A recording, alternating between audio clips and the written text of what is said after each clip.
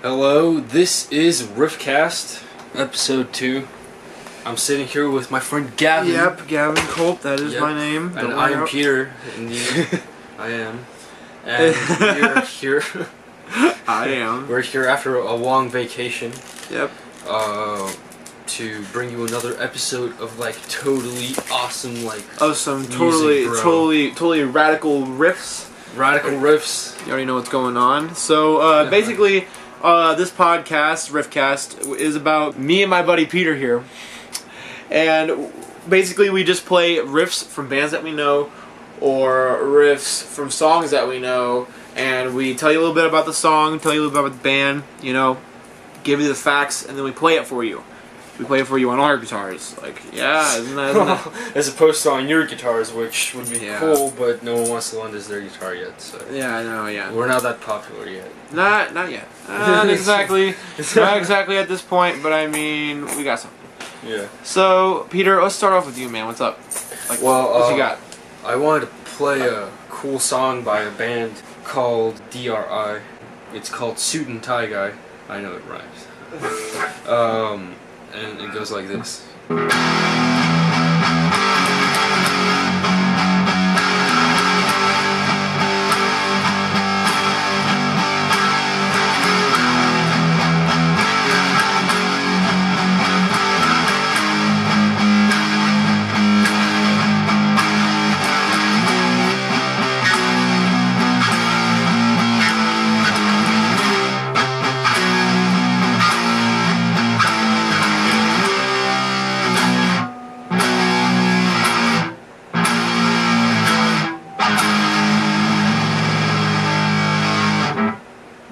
Yep, that was the riff. Pretty interesting. I see you're using the power chords.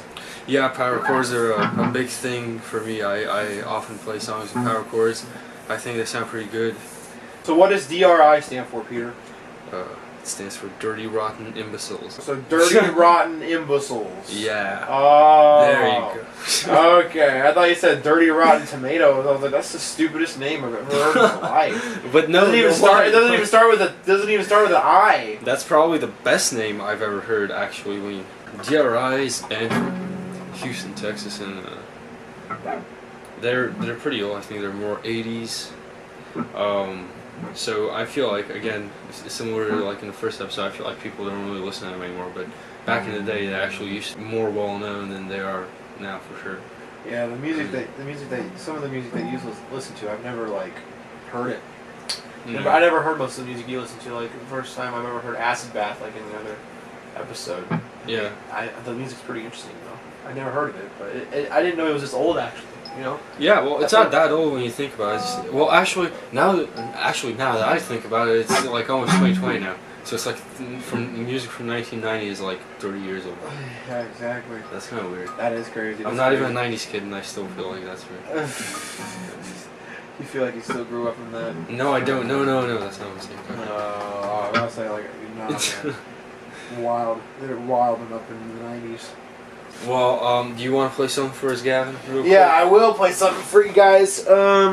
So I hope everyone knows what song this is from when I play it because it's a classic. It is Isn't She Lovely by Stevie Wonder. It's a little bit of jazz guitar, you know what's going on, yeah. And now let me play it.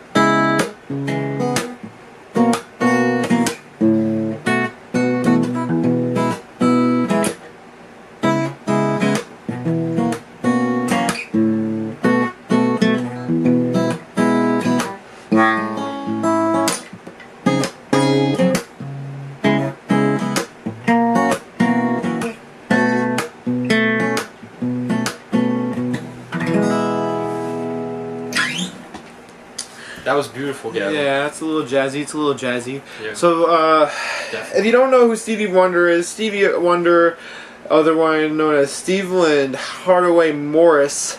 I don't know why. I don't think anyone knows. I don't know why they named him that, but he is an American singer. Obviously, he is a record producer, and he can play multiple instruments. He can sing. He can play piano. He can play guitar. He can play all that kind of stuff. What can he play? What can he play? Like, what exactly can he play? What exactly can he not play? I don't know. He probably can't play tuba. Probably I can't feel play like tuba. he can though. Like he seems like the type of guy who can play tuba. He seems like the type of guy that would play tuba. I don't know. He seems like the type of guy who would play anything. Who could just pick up an instrument and just play it. Yeah, and then Yeah, he also wrote a couple of really famous songs. He wrote Superstition. I actually know that song too. Let me see that pic.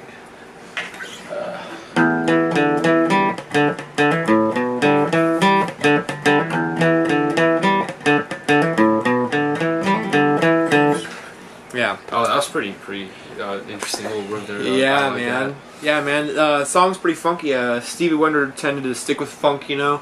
But yeah, Isn't She Lovely? That's a good one. Superstition. Sir Duke. That's like more of a jazzy piece. And then that one song, I just called to say I love you. It's like thanks for interrupting me. Damn, I lost my train of thought. But anyway, that song, I just called to say I love you. You know what I'm talking about? I feel like I've heard it before. Yes. Yeah, it's like I think it's kind of funny. I don't really take that song very seriously, but I mean, like the rest of Stevie Wonder's songs are amazing, they're like masterpieces. The reason why I wanted to learn Isn't She Lovely is just because the chords were just so nice.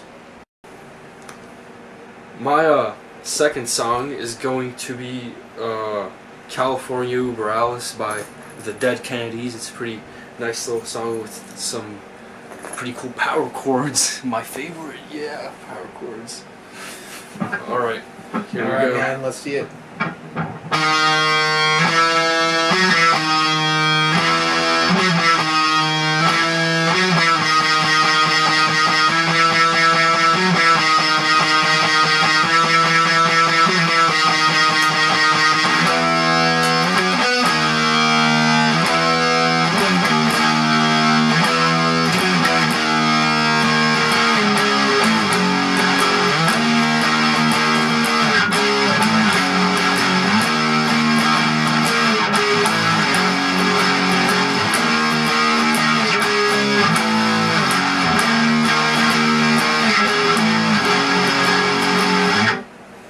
Hey man, Yeah. that's pretty cool. That's pretty cool. I was digging it.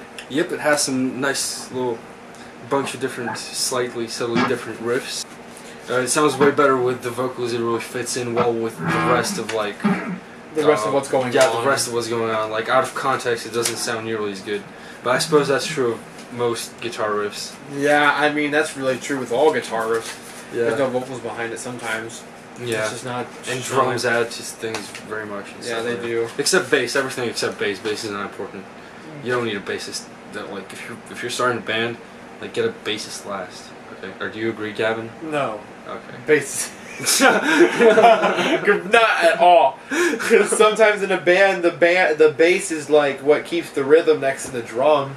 I mean, like, and it lays down the chords. You're just kind of the guy complimenting it. You're just kind of going ding ding ding. Ding. And Well, but it depends on what you're playing. Yeah, it really does depend on what you're playing. Because if you're all about riffs, you want to use lead more. Yeah, you bass wanna- is just kind of background. Yeah.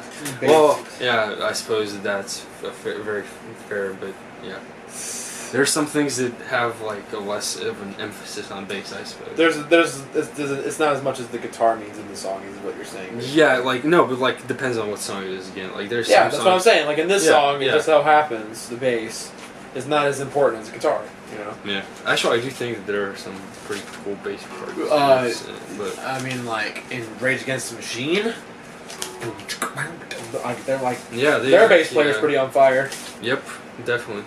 Played Rage Against the Machine in the last episode, didn't we? Yeah, we did play Rage Against the Machine in the Yeah, last we episode. did. Just like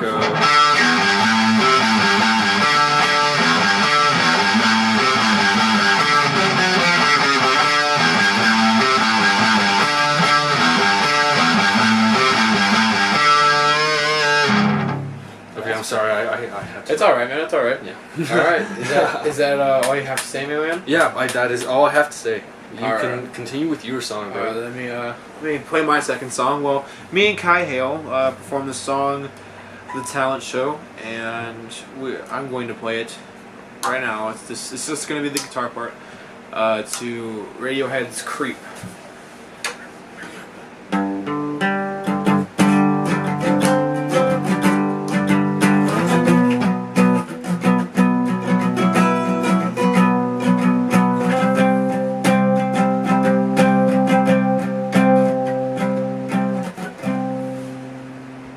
Oh, that was pretty nice. Very mellow. Oh.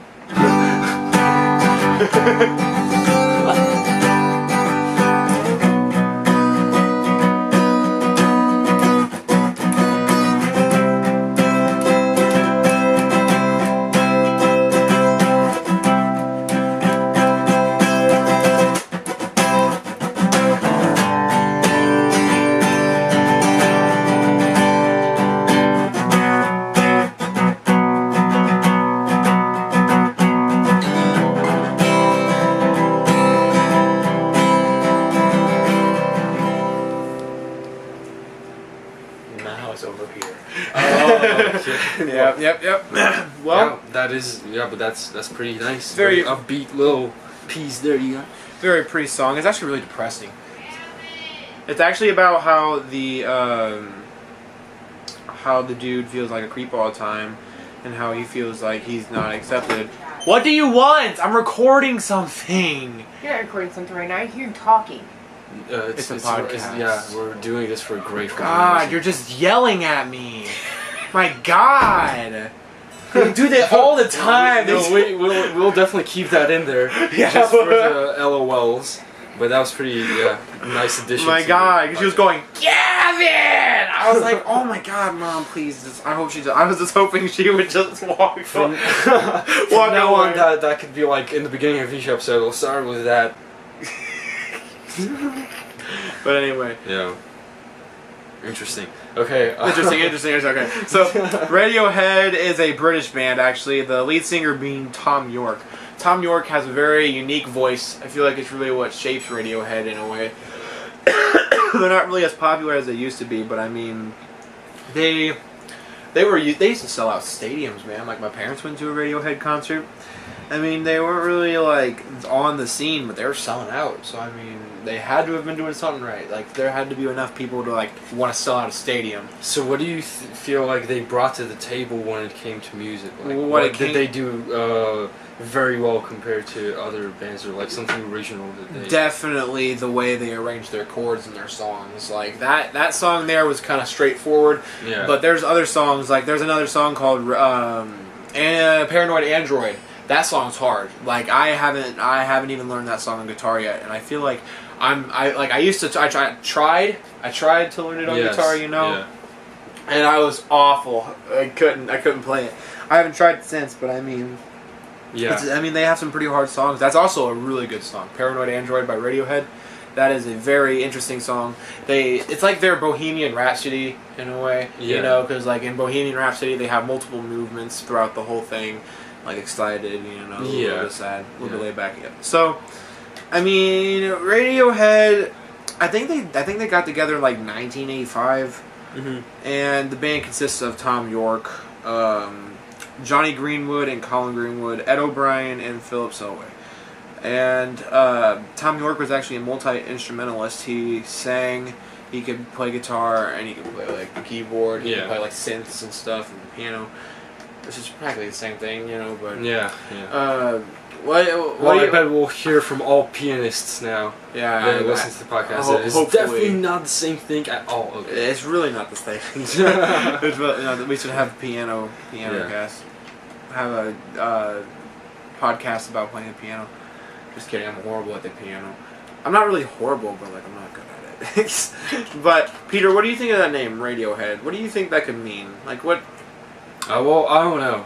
I know don't either. personally. I don't really like it that much because I don't listen to radio, and I don't think adding head to the back of that makes it a lot better. But that's just the name. Like I mean, That's what you just the name played of the and band. what I've heard of them is pretty good. I personally would choose something that is not that. But Personally. yeah, but I guess I can't even if I want to anymore because they already have it. So. Oh yeah, you don't really have an opinion. Yeah. What they say. I mean, you Yeah. have an opinion, but it's not like they care about your opinion. Yeah, exactly. It's not like It's not like anyone who even knows them. you don't. like, They don't even know you exist. Yeah, exactly, It's exactly. pretty crazy to think about. But anyway, that's not correct. We're like 25 degrees of separation from them. Yeah, it's like a Five whole. It's people. like a whole social barrier. Like, Yeah. we don't know. But anyway, like. Okay, well, you think we should wrap this up right now? I think we should wrap it up. Put it in the packet, man. I don't really Put it in the package, man. Put it in the package.